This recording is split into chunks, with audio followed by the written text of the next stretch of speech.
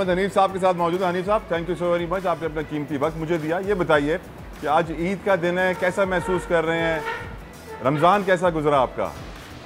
रमज़ान अच्छा गुजरा, आप लोग आया, खुशियाँ हो रहे बस।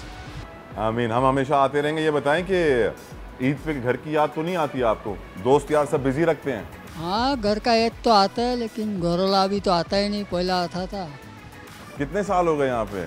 4 साल हो गया। 4 साल हो गए हैं। कोई आप ईद के ऊपर पैगाम देना चाहेंगे अपने घर वालों को, कुछ बोलना चाहेंगे तो उस कैमरा में देख के बोल सकते हैं आप। हाँ, घरोला आ जाए, हम लोग से मिलने के लगे, बस हम लोग खुशी होगा। आमीन।